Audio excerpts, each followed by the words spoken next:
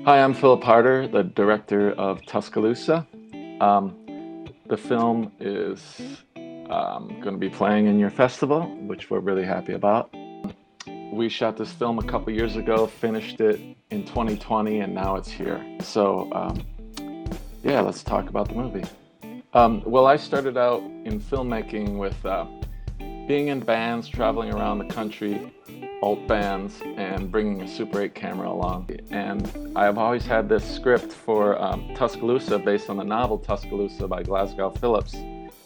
Patrick read it, and we started to see if we can get this thing made, which eventually we did. Patrick Riley, I am the producer of Tuscaloosa. So my career started as a filmmaker. I spent kind of the early 90s. Somewhere in there, I met Phil, I can't remember, probably late 90s. And Philip, he's very modest, but he really is a very famous music video director, and certainly here in the Twin Cities, he's a bit of a legend. The story was this sprawling Southern tale, which really interested me, and timing was right for Philip. So it was just like one of those things just aligned. The script was there, the story was there, and then before we even knew what was happening, we were kind of making the movie. And so it was just one of those kind of unique stories where everything came together at the right time.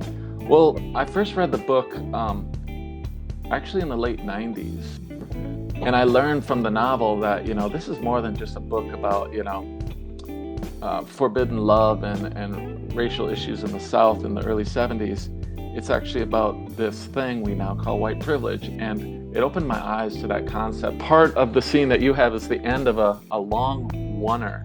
And a oneer is a scene where there's no edits. It was from a crane shot as Billy arrives all the way through this hut. It was beautifully made by Mark Wojan, our set designer.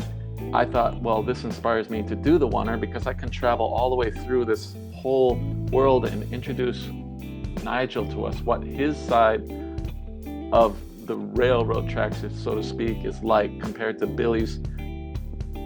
And also, by the way, speaking of the novel, Glasgow Phillips, who wrote the novel of the same name, is in the movie. One thing that was asked of him, not by me, but somebody else said, hey Glasgow, what do you think of the two leads playing these characters you wrote?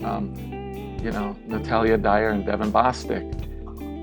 Are they like what you imagine? He goes, I've been here for now about a half a day, and I can't remember what I imagined. Now I just think they're Natalia and Devin. That's what they look like to me now. It's tricky to get these actors because they were doing a lot of work on TV, and you kind of get, speaking of stars aligning, you get schedules to line up so you can actually do this. Another thing, we had very little money, we had very little time. We shot this movie in basically like 15 days. And this is a testament to Phil's creative leadership and the community here in the Twin Cities. Well, one of our executive producers, Eric Helgeson, he's disabled. He was one of the key players to make this movie.